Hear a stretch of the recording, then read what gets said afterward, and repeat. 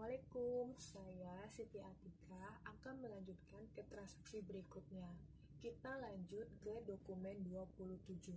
Di sini ada bukti kas masuk tanggal 26 Desember 2014. Diterima dari toko Samudra sejumlah Rp574.450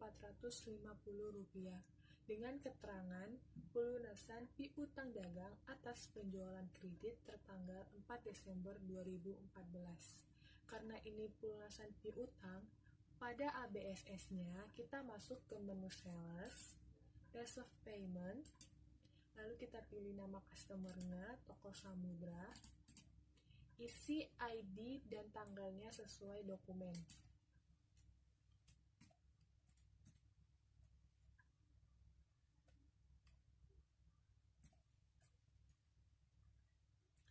Lalu isi juga amount received-nya sejumlah yang diterima.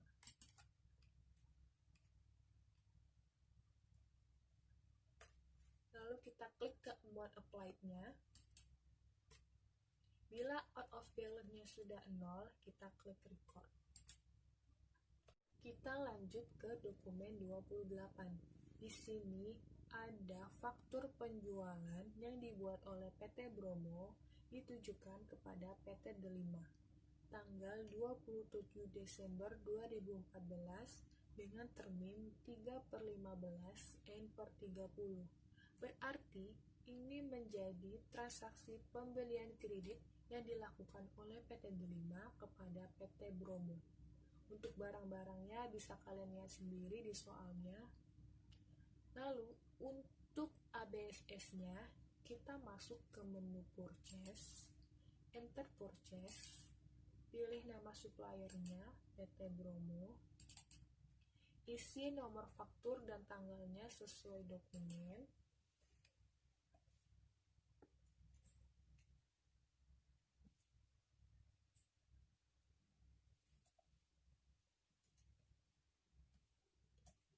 Lalu isikan barang serta harganya sesuai dokumen transaksi.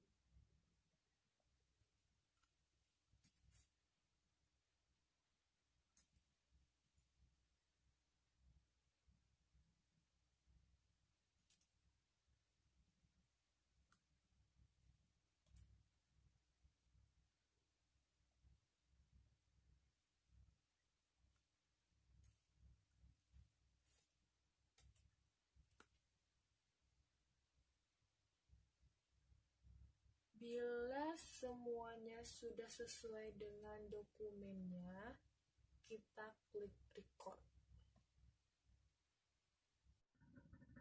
Lanjut ke dokumen 29. Di sini ada nota debit yang dibuat oleh PT Delima ditujukan kepada PT Bromo tanggal 28 Desember 2014 atas faktur nomor 61/14-F. Berarti ini menjadi transaksi retur pembelian yang dilakukan oleh PT Delima ke PT Bromo. Dengan nama barangnya bisa kalian lihat sendiri di soal.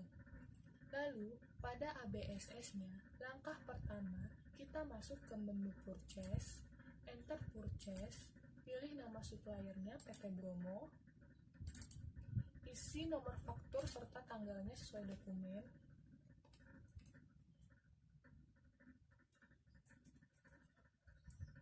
Pada kolom bill, kita tambahkan minus di depan angka.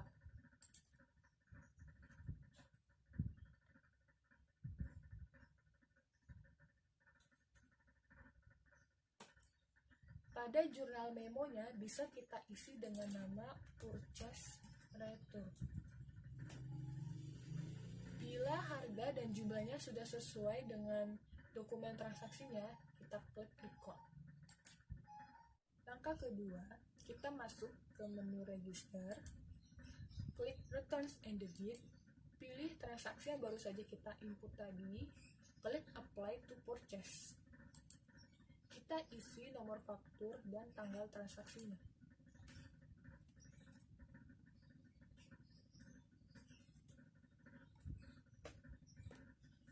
Karena ini merupakan retur pembelian atas transaksi sebelumnya, Berarti pada amount applied-nya kita klik pada baris kedua.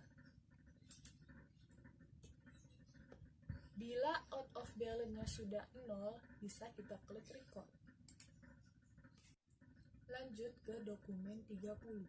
Di sini ada bukti kas keluar tanggal 29 Desember 2014 dibayarkan kepada PT Semeru sejumlah 2.363,6 sen Singapura dolar dengan keterangan pelunasan utang dagang atas pembelian kredit tertanggal 5 Desember 2014. Karena ini pelunasan utang dagang, pada ABSS-nya kita masuk ke menu purchase, pay bills, kita pilih nama suppliernya PT Semeru, isi nomor faktur serta tanggal transaksinya.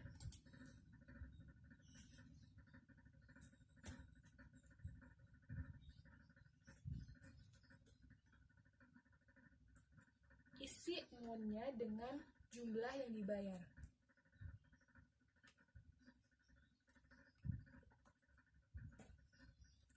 Lalu kita klik di amount applied-nya. Klik tab. Bila out of balance-nya sudah 0, bisa kita klik record. Lanjut lagi ke dokumen 31. Di sini ada bukti kas keluar tanggal 31 Desember 2014 dibayarkan kepada kasir kas kecil sejumlah Rp2.954.700 dengan keterangannya pengisian dana kas kecil. Jadi pada ABSS-nya kita masuk ke menu account, record journal entry, isi nomor faktur serta tanggalnya.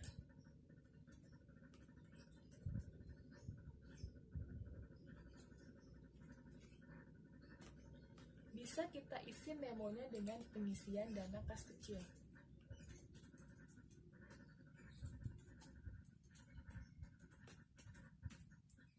Lalu pada akunnya, pertama kita pilih akun petty cash karena ini merupakan kas kecil dan jumlahnya kita masukkan ke kolom debit.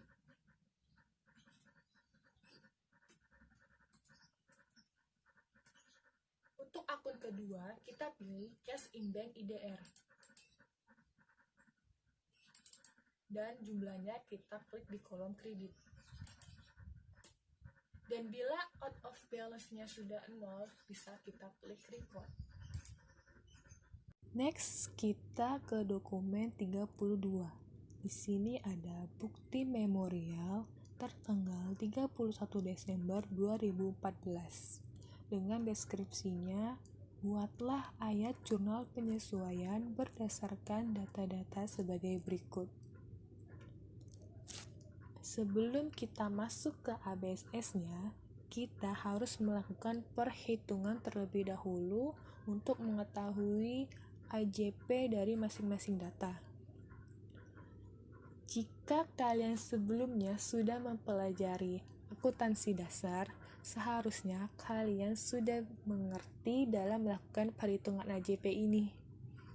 Kita masuk ke data nomor 1, yaitu persediaan perlengkapan di akhir bulan sebesar 550.000. Berarti kita harus mengetahui terlebih dahulu berapa perlengkapan yang terpakai di bulan Desember ini. Di sini sebelumnya saya sudah melakukan perhitungan AJP-nya, yaitu untuk soal nomor 1, 1.102.000 dikurang 550.000. Angka 1 juta sekian ini merupakan saldo dari perlengkapan kantor PT D5. Untuk mengetahuinya, kita bisa melihat dari laporan trial balance dengan mengklik report, trial balance, kita pilih periodenya bulan Desember, klik display. Lalu kita cari akunnya office supplies.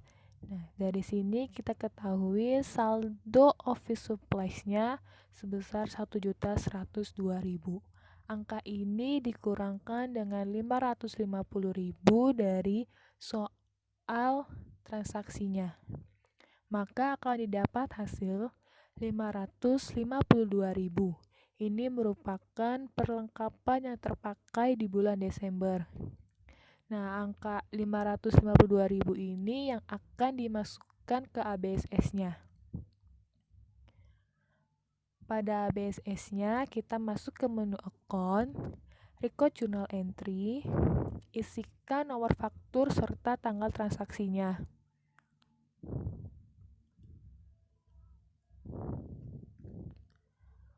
Untuk memonya bisa kita isi dengan AJP perlengkapan kantor.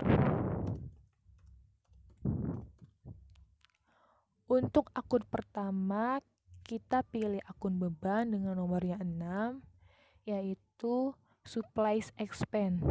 Dengan jumlahnya kita isi di kolom debit sebesar 552.000. Untuk akun kedua, kita pilih akun aktifanya, yaitu office supplies.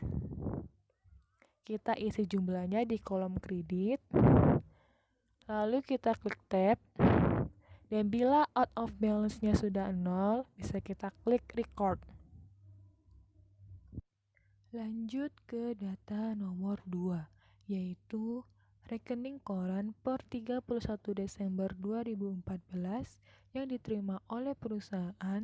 Rinciannya pendapatan bunga 550.000, beban administrasi 132.000. Ini menjadi transaksi rekonsiliasi bank PT Delima. Pada ABSS-nya, kita masuk ke menu banking, reconcile account, kita isi bank statement date-nya 31 Desember 2014. Kita klik enter, maka akan muncul berbagai transaksi selama bulan Desember. Kita checklist semua transaksinya pada pojok kiri ini. Kita klik action, bank entry. Untuk bagian service charge-nya, amount-nya sebesar 132.000. Lalu untuk expense account-nya adalah bank charge. Isikan memonya dengan beban administrasi bank.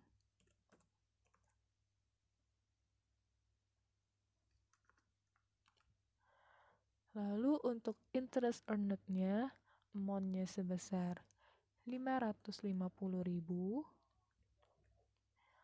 Untuk income account-nya yaitu interest revenue. Isikan memonya dengan pendapatan bunga bank.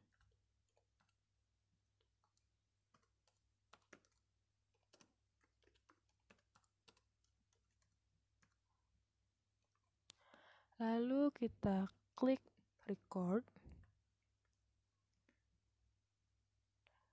Nah, di sini kan out of balance-nya masih kurang 418. Nah, angka ini kita jumlahkan dengan statement balance-nya. Jadi 199.471 rupiah. Nah, dan bila out of balance yang ini sudah 0, bisa kita klik reconcile, lalu reconcile lagi, selesai. Lanjut ke data nomor 3, yaitu beban kerugian piutang ditaksir sebesar 4% dari saldo piutang. Untuk perhitungannya, di sini kita mempunyai dua mata uang, yaitu IDR dan SGD. Untuk piutang IDR diketahui saldonya 185.195.450 rupiah.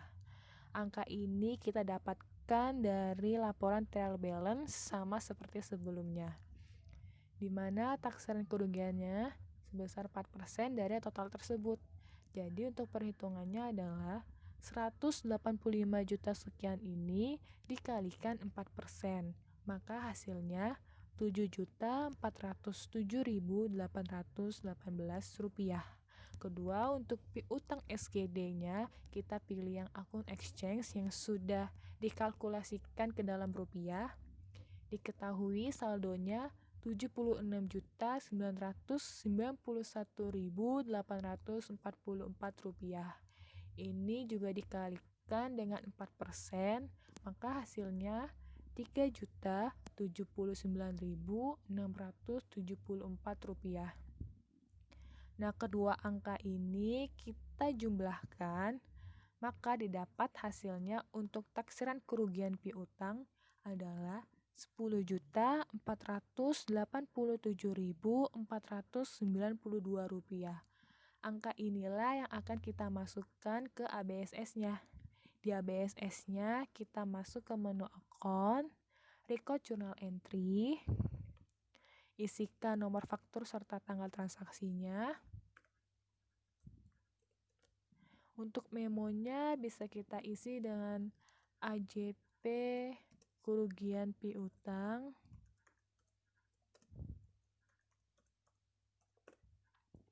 Untuk akun pertama kita pilih akun beban, yaitu bad debt expense atau beban kerugian piutang. Untuk jumlahnya kita isi di kolom debit sebesar 10 juta sekian.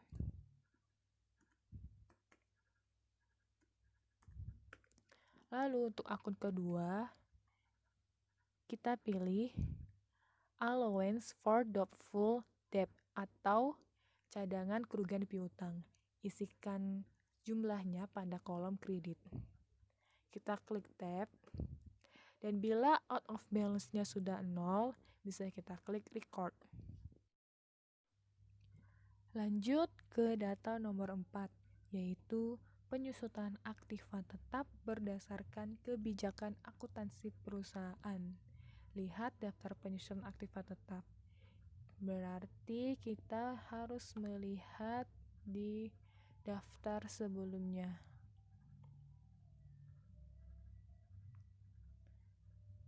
Daftar aktiva tetap. Di sini diketahui bahwa building tarif per tahunnya adalah 4%, equipment 10%, dan vehicle 15%. Nah, untuk perhitungannya, tarif-tarif ini nanti akan dikalikan dengan harga perolehan masing-masing aktiva. Jadi, hitungannya adalah untuk building 4% dikali 768 juta sama dengan 30.720.000. Ini dibagi 12 karena yang ingin kita ketahui adalah penyusutan per bulannya. Hasilnya adalah 2.560.000. Untuk equipment 10% dikali 220.800.000 sama dengan 22.080.000 dibagi 12 sama dengan 1.840.000. Lalu vehicle 15% dikali 258 juta sama dengan 38.700 dibagi 12, hasilnya 3.225.000. Nah, angka inilah yang akan kita masukkan ke ABSS-nya. Untuk ABSS-nya masih di dalam record journal entry. Isikan nomor faktur serta tanggal transaksinya. Untuk memonya bisa kita isi dengan AJP penyusutan aktiva tetap.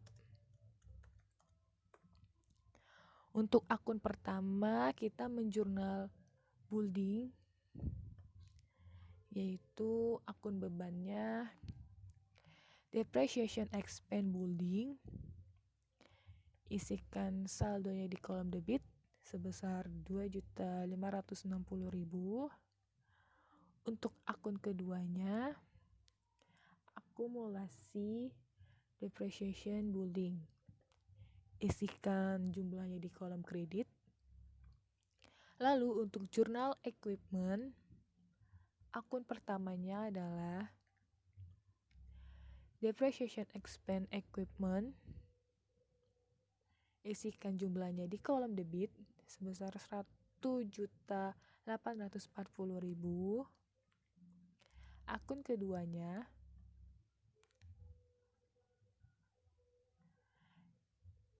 akumulasi depreciation office equipment. Isikan jumlah di kolom kredit. Lalu untuk jurnal vehicle, akun pertamanya depreciation expense vehicle. Isikan saldonya di kolom debit sebesar 3.225.000. Lalu akun kreditnya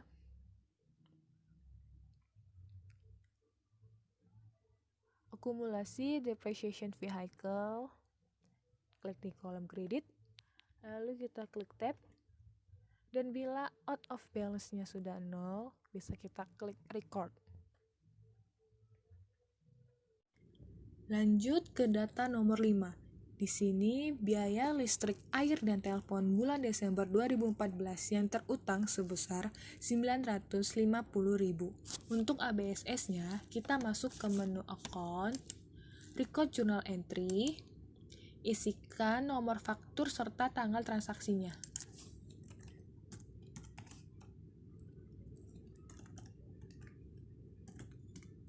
Memonya bisa kita isi dengan biaya listrik, air, dan telepon terutang bulan Desember 14.